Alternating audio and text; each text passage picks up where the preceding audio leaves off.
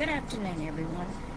I was not going to do a live today. I don't feel well. I stayed too long outside yesterday at an event, and it was only for my love of Mary Brotherton that I did that. I do not do the heat well. I get very dehydrated, then I get sick, and it does not end well. However, that being said, I would do it again. I did not make it to worship this morning for this very reason. But I wanted to come on here and talk about something. While I was at that event yesterday, a couple of things happened. Number one, Mary and I got very positive feedback about the direction we are taking with the children's books and the graphics that we're using. People that didn't even buy the books were picking them up and going through them and being mesmerized by the covers. So, Mary, thank you so much for taking that leap of faith. The next thing I want to talk about is in the process of people looking at the covers and talking to Mary about her books, we gained 3 new authors. I just got off the phone with one about 2 minutes ago. And that wasn't even on my list yesterday when I went to support Mary in her event. I wanted to be there for her and watch her shine. That was the entire goal. However, when people said who did the graphics, Mary, of course, pointed to me, or I said I did, and then we were off and running. And 2 of the ladies that bought Shark's Bite and Children Write and Too Many Rules were giving them to family members. And as they opened the book, they went, oh, this looks like so-and-so. This one looks like so-and-so. So they couldn't wait to send those books to the state where these children live for Christmas presents. They were tickled to death. 2 other women came up and were looking at the books, and one of them, being a novice in this industry, wanted her book out. So she went with a publisher, and she didn't understand the mechanics of this publisher. Well, there's no marketing, there's no PR, there's no nothing, because vanity presses and other small publishing houses don't do that. They expect you, the author, to do that. Most of them ask you, what is your plan to market your book? They charge you for publishing the book. They charge you for formatting the book. And they charge you for editing the book. That is all they do. They're a publisher. When she found out that we do it all here at Midnight Publishing at no cost, I just spent all morning feeling as bad as I do, creating the rest of the holiday shorts for all of the authors that we put up on YouTube, put up on our web page, put up on all of our social media, and send to any of the authors that want them, and have the authors share them. There's a reason for that. And the philosophy here is, if one author is successful, the entire family is successful. We support each other, we love each other, we take care of each other. And when one person shines like a new penny or a diamond that has been in the rough for years, everybody is excited. Because it is important to us and this family to support and love each other. So, this author that we just gained is sending me all three of her manuscripts, which are a trilogy, and I ask her a question that I ask all of my authors. Do you want to blend in or do you want to stand out? There's millions and millions of books out there. Fantasy, sci-fi, romance, thriller, true crime fiction, historical fiction, you name it, it's out there. As an author, you do not want your book to get lost in the valley of books. You want that book to look like it's standing on a mountain all by itself so that it shines, so people are drawn to it. So I explained to her that we may need to redo the covers so that they do stand out, and how when I am formatting a book, that cover starts forming in my head because I see things in that book that, because an author might be too in the weeds with a book, they might not see. And the purpose is, the front of that book, that front cover, begins the story. That back cover and the words on that back cover make that reader want to buy that book and take it home and read it.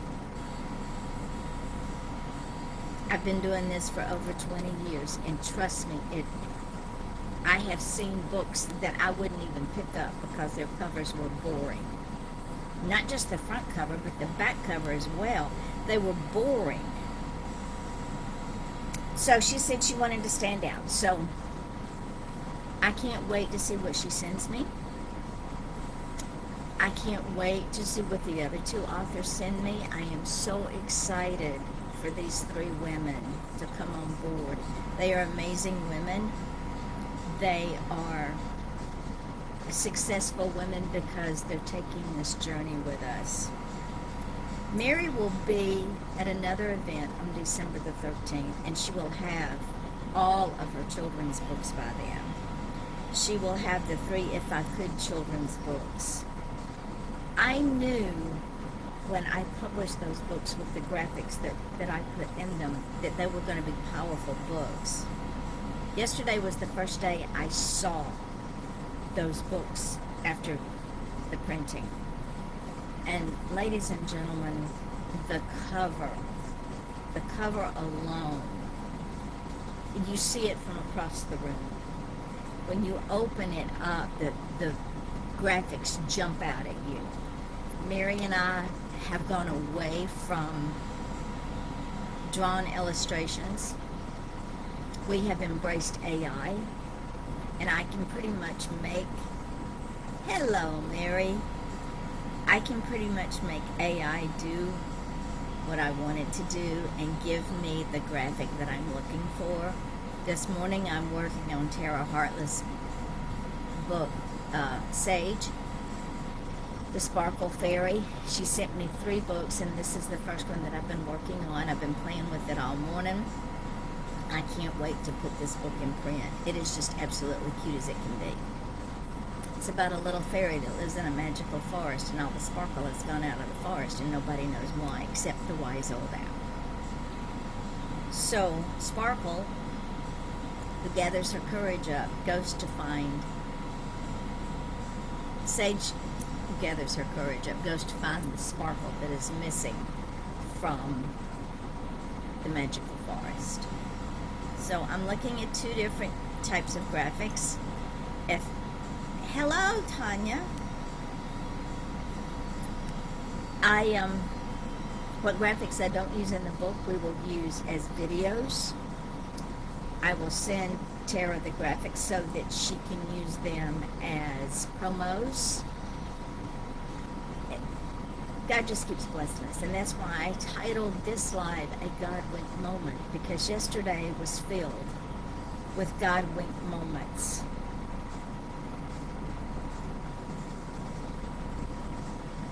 It was a fulfilling day. It was a interesting day because, like I said, I was not expecting any of that to happen. It was Mary's turn to shine, and shine she did in a very, very big way. If you have not yet seen the holiday shorts on our YouTube page, they are also up on the Midnight Publishing page.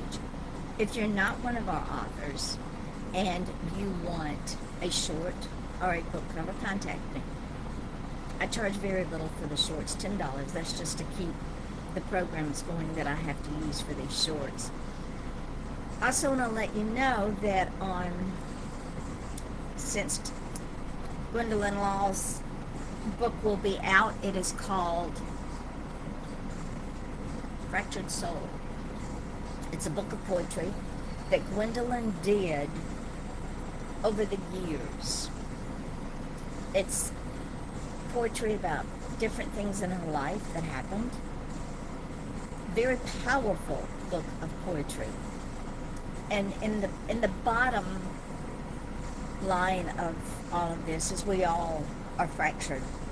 We all have had things that have happened in our life that we're not proud of, decisions we made we're not proud of, things that have happened that we wish they hadn't, but they did, so we move on. But it doesn't make us less of a person.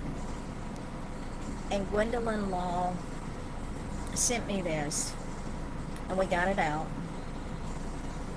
She's also sent me a coloring book called Gwen's Coloring Therapy that we promote along with her September Chill book, which is her story about domestic violence and how she not only survived it, she's thriving. We also have put out a coloring book for all ages that is a Christmas coloring book. So Gwen, when she started on this journey with me, did not realize that she was just going to bloom like a flower.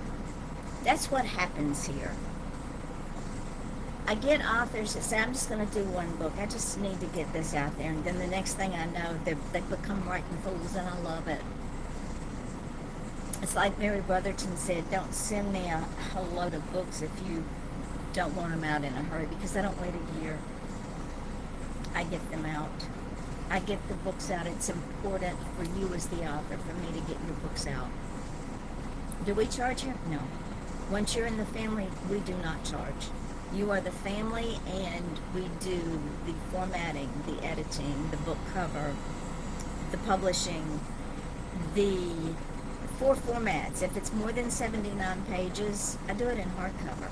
I do it on Kindle. I do it on Audible. I do it in paperback. Then we market it. We market the daylights out of it. Because when you, my author, sell one book, you're successful. That makes everybody successful. Everybody and their brother is successful when one author sells one book. So these are our authors that I want you to look for. Bonnie Clark's book, Errol's Journey. It is the story of her husband's and her journey with his diagnosis of cancer. He wrote this in a blog form, and when he lost his battle with cancer, Bonnie wanted to put it in book form. Bonnie's reviews have been positive, and they talk about her faith, his faith, the strength they gained from God, the strength they gained from each other, the strength that they found from within when it all was going south. It doesn't matter how many doctors you go to, how many diagnoses you get, how much treatment you get. When cancer grabs a hold, it grabs a hold and it doesn't let go. Bonnie and Errol never wavered in their faith. Did they struggle? Yeah, there were struggles. It wasn't all rosy in paradise, but they worked through it. And they worked through it together as a family. Mary Brotherton's 2 adult books, Steep Steps, is a novel about sexual addiction, and it could be used for any addiction that's out there. It destroys families, it destroys lives, it destroys the addicted person. It destroys society. And the repercussions don't just stay within the family unit or within the 2 people or within the 1 person. It's repercussions for generations. Mary's other book, Faith and Folly, If you saw the video I did, it shows a jester laughing. Well, Faith and Folly is about Mary's decisions in life, and some of them were foolish, and somehow her faith got her through them. And we all know that we've all made foolish decisions, and God saw something in us that didn't need to be destroyed by these foolish decisions, so we're still here. Carol Spearhouse, her little book, Delilah the Curious Flamingo in Her Christmas Town, is now live. And Carol, your books should be on their way to you very shortly. This is a cute little book that you need to get your child or your grandchild or your niece or your nephew or your friend's child before Christmas. It could be the new Christmas book because it is just too cute. Carol has told me that she is going to write a sequel and introduce a new character. I can't wait for that one. L.E. Ryan's book Secrets is doing very well. For some reason, I didn't have an issue getting a review up on Amazon, but other people are for whatever reason. If you're having an issue, the only way you can put a review up on Amazon is if you have bought the book from Amazon. That's the only way you can get it up there. They will not allow you just to arbitrarily go in and put a book up. So if you've bought the book from Amazon and Amazon's giving you a hard time, contact them. And don't stop till they see what they've done stupidly. Let's see. Carol Belavance's book, Open Hearts and Safe Haven Prayers, goes live very soon. This is a book of devotionals that you can use every single day. Very, very well done. Rose Paddock's little book, Where's Wags?, is the story of Wags the dog who needs a bath and he keeps hiding from Grandma and he doesn't really want a bath, so thank you very much for that one, he says. Mary Brotherton's children's books. Sally's Heart is about a young woman who dies, and this is a children's book. She dies, and her heart is donated to someone else, and this story is told in a way that children understand about organ donation. It is so simplistic in nature and so well done. I'm very proud that she put that book out there. Mary also released My Angel book. It is another children's book that talks about angels in our everyday life on a child's level. The puppies, the butterflies, the leaves, the wind, whatever's out there. It could be an angel because there are angels among us. Then we get into the 6 new releases that she sent me that she did not know were going to get out so fast, and I probably overwhelmed her, which, okay, it's what I do. We have the If I Could books. If I Could Be a Mermaid talks about a child saying, well, if I could be a mermaid, I could do this, I could do that. But if I were a mermaid, I wouldn't be able to get hugs. I wouldn't be able to walk on land. And it's a child's imagination. And we as adults try to steal that from our children, which is so wrong on so many levels. Then we have If I Could Be a Butterfly. Same thing. It's about a child's imagination of being a butterfly, what they could do if they were a butterfly. That one will be coming out next week. If I Could Be a Giant, when Mary wrote this book, she did not know that she was directed by, I'm going to say God, to make this book read like an anti-bullying book. Because if a child could be a giant, they would not be bullied by other people. There are things that would not happen if they were a giant because nobody would bother them. It is a great little book. I highly recommend it. Again, it is coming out on the 14th. Yes, Mary, you'll be overwhelmed in good ways. Yeah, Gwendolyn, you will be overwhelmed in good ways. Yes, you will. She also wrote The World's Best Grandfather. Now, what Mary did is she took the names of grandfathers from different countries and used those names from those different countries and wrote this story about who's the world's best grandfather. When we did the graphics on that, we took and created graphics that represented the grandfather in that country. In other words, for the Australian grandfather, there's an Aborigines. And it makes the book believable, as it should be. The other book that we just released is Sharks Bite, Writers Write. And we are back to this thing of do not allow a child's imagination and the desire to write to be taken away. Because they will end up like me, waiting until you're grown and looking at the world through different eyes to write. Well, most of that imagination is suppressed. Allow a child to write. No matter what it is, let them write. So this is what Sharks Bite, Writers Write is about. We have Sherry Ann Richardson's book, The Chocolate Lover's Garden. That sat on the shelf for a long time for Sherry, and I watched Sherry spiraling down into a rabbit hole until she very shyly asked me if I would look at her book, if I would look at her books. Look at it, we'll do it. Well, ever since that book's come out, I've seen a different Sherry.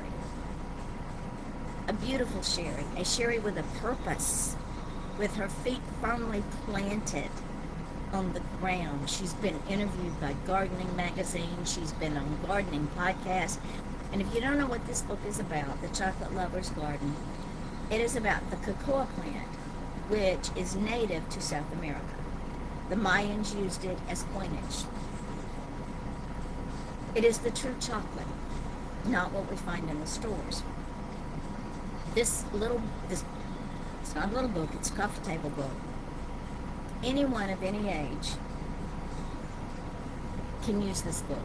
If you have children that love history, if you have children that like to garden, if you have children that like to bake, if you have children that like to create events, if you have children that like to cook, everything is in this book. Everything. It is an absolutely amazing book. Well, after she sent me that book, she sent me Under the Dragon's Eye, a book she had written in high school. And no, it's not about dragons, even though the cover has the eye of a dragon on it. Very well done book. And when her readers read it, now they want more. So it looks like after the first of the year, she has been motivated to write a sequel. Go, Sherry. Linda Humphrey. I want to take just a moment to extend Midnight Publishing's heartfelt sorrow at the loss of your daughter. We know that she's been battling this for a minute and you've been right there by her side. Keep the memories close, my friend, because they will sustain you, and so will your faith in God. Linda Humphrey wrote Cornfield Flyers in East Tennessee, and the Cornfield Flyers are paragliders. She used to see them rise up over the cornfields in East Tennessee. And she went to children and asked children to write stories, and they did in a big way. This little book will stretch your heart till you think it's going to burst. Again, all of these children's books, if they're not out already, will be out way before the holiday season. So you have a plethora of holiday gifts. Isaac Jones wrote Butler and Lester. This is a story about a cat and a mouse, which he waited. His children are in their 20s, early 30s. He waited that long to get his book published. Butler and Lester were enemies, and they figured out you don't have to be enemies. It was generational. Why did they need to be enemies? So that book is an interactive book. It's a coloring book. You can read it. You can also write in it. Great idea for the holiday season. I have Kim Carmichael, who writes romance. She wrote The Trophy Doctor. If you're into romance, nice little read. Beautiful read. Then I have Jason Wolfgang Gerhardt.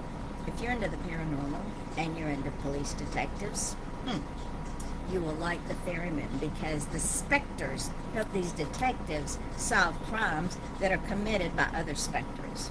Just saying. Alka Desanoid wrote My Soul Trusts in the Lord. This is a book of spiritual poems, spiritual inspiration poems, where she talks about how her soul trusts in the Lord. And we have to live that way in order to have peace in our life.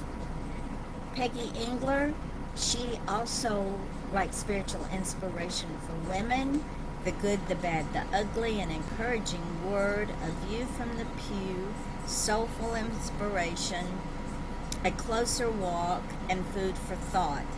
These are devotionals that can be used over and over and read over and over again, daily, to help women to grow stronger in the faith, to trust in the Lord, and to understand that as women we're more powerful than we think. Then I have Andrea Dean Van Scoyoc. She just released The Sacredness of Every Day, How Celtic Christianity Still Survives in a World Lost to Modern Civilization.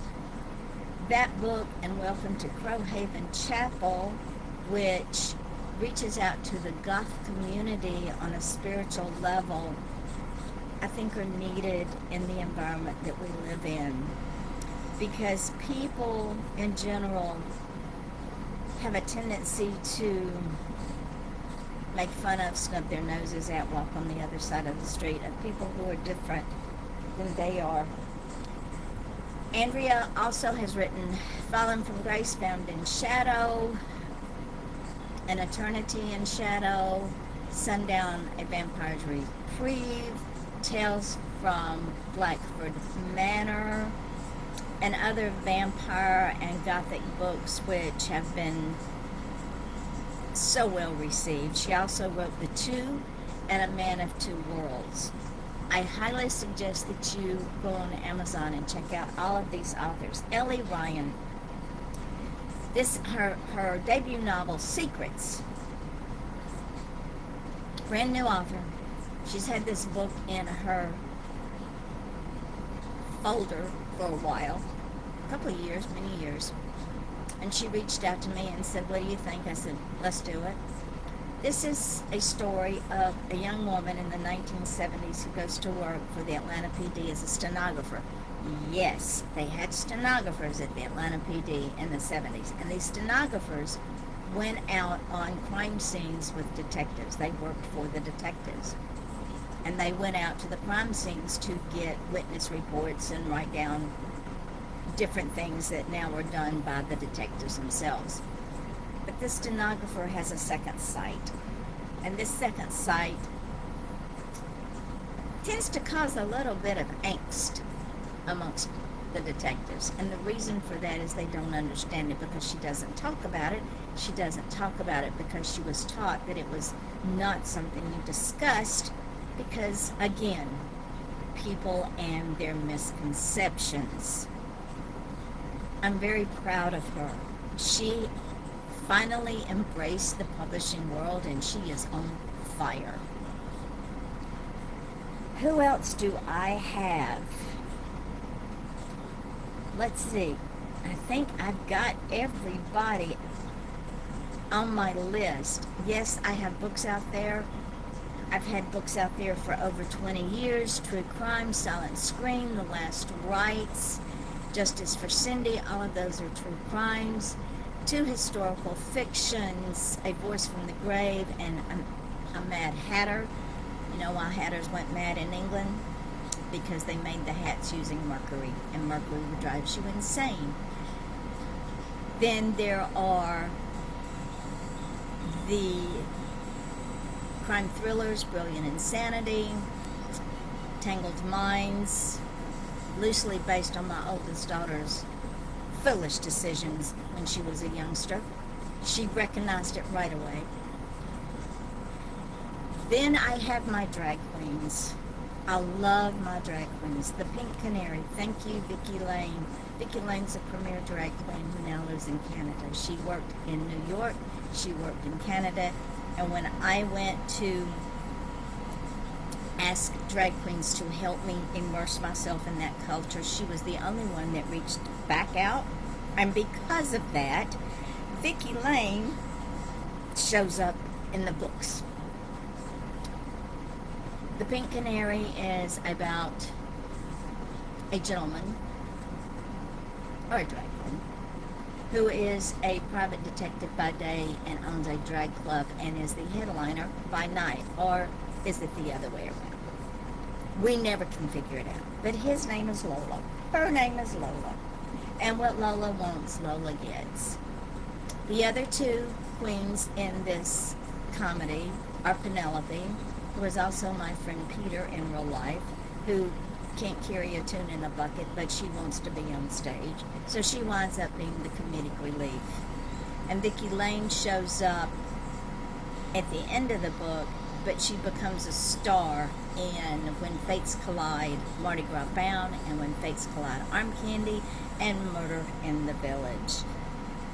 I introduced 3 new characters in Shady Rest. It is a cozy murder mystery. It's about 3 individuals of a certain age who choose to go live in this rest home because nefarious acts are being committed, and they solve crimes. Well, if you haven't read those books, I suggest you do before you buy Duct Tape, Tarp, and a Shovel, because Duct Tape, Tarp, and a Shovel is the second in the series of Murder in the Village. When I published that book, there were people in my village who thought that they were going to take me down by their negative reviews, which I flipped them on their head. If you are a writer,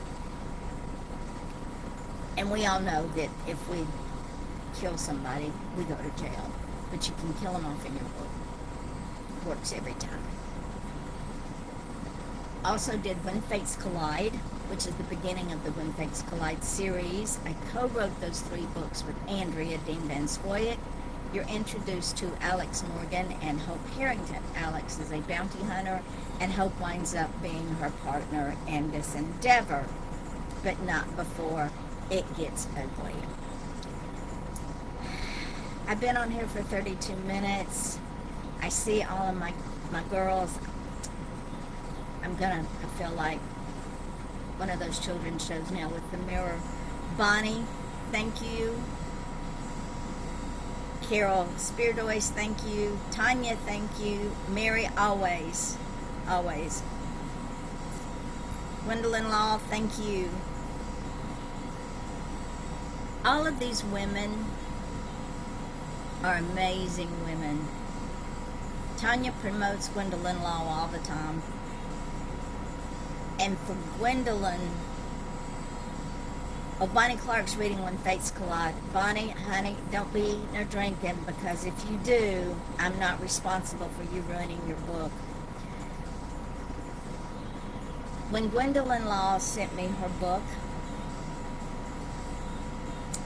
it was under, ooh, do I really want to do this? And I said, yes, you do. Because domestic violence is not something to continue sweeping under the rug. It is one of the largest killers of women and men in this country and abroad. If you are in a domestic violence relationship, you can get out. Is it easy? No. Is there a chance that he will come after you? Absolutely. And let me tell you about temporary restraining orders. Get them, because then it's on record, but he will come after you. Because when they are locked up and they get out of jail, they get angrier, and they're going to take their anger out on the person that had them locked up, which is their abused person. However, if you stay in the relationship, he will kill you, or she will kill you. It's a proven fact, because the abuse only gets worse. The mental and emotional abuse is so much worse than any physical abuse that you can suffer. There are triggers that never go away. There are scars that will always be there. There's a lack of trust, not only in the human race, but in yourself. So as a survivor and thriver of a domestic abuse relationship for 18 years, I know from experience, get out. Reach out to me, reach out to Gwendolyn, reach out to one of us, and we will get you in the right direction. There are places you can go. There's even hotels that will allow you to take your pet, so you don't have to leave your pet behind to be abused. You don't ever leave your children behind. And you always have a to-go bag ready to go for you, your children, and your pet. Because he has to go to sleep sometime and he has to go to work sometime. Courage is the ability to stand and fight when all you want to do is run because of the fear. And domestic abuse is sneaky. It doesn't slap you in the face all at once. It starts very slowly. He separates you from your loved ones, your family, your friends, grown children. He tells you that you're stupid, that you're a bitch, that you're not worthy, that nobody else will have you, that he would rather see you dead before he would let you leave him. All of those things are psychological weapons. And as Gwendolyn Law says, paper trails matter. Every time he hits you, call the police. Every single time he locks you out of the house, call the police. And when they show up, don't back down. And Bonnie says reach out to her as well. But when you call the cops, you don't back down. I don't care what kind of looks he gives you. I don't care what kind of threats he makes to you. Do not back down. Stand firm. Because it is not love. That is not love. If a man does not love you the way he should love himself, that's not love. If a man loves himself, he's not going to beat himself up. He's not going to verbally abuse himself. He's not going to emotionally abuse himself. He's not going to destroy those things which are important to him. So if you're in that relationship, get out. You can reach out to any one of us here at Midnight Publishing. We will help you find the resources, but you have to stand strong. Yes, Bonnie, verbal abuse is just as dangerous, if not more so. And she said Errol saved her and her children, and yes, he did. He certainly did, and all that's in the book. So I've been on here for about 38 minutes. We're going to stay on here but just a few minutes to let y'all know that yesterday was a God wink moment, and I thank Bonnie, and I thank Gwendolyn, I thank Tanya, I thank Mary, I thank Carol for coming online on this live and for making these comments. And Mary, I can't wait for December the 13th. We need to get that information so we can get it up. Hopefully it will be cooler and I won't be sick the day after because of overexposure to the heat. So just know that we've got more authors coming up. Tara Harkless, honey, I am so glad you're with me. I am so having so much fun playing with the graphics for Sage. Can't wait. I may throw something up that gives you an idea of our little Sage. She's just as cute as a bug. So until tomorrow, I will say, have the day you deserve. And if you've not joined our Midnight Publishing Facebook page, do. That's where we start all of our social media. Ladies, thank you for joining me. Y'all are a credit. Y'all are a treasure. And I am so honored and humbled that God has given me this ability. I can't talk. Darlene, and it's good to see you. Can't wait to get you on board. Yeah, we're getting Darlene on board too. So again, have the day you deserve, and I will talk to you tomorrow.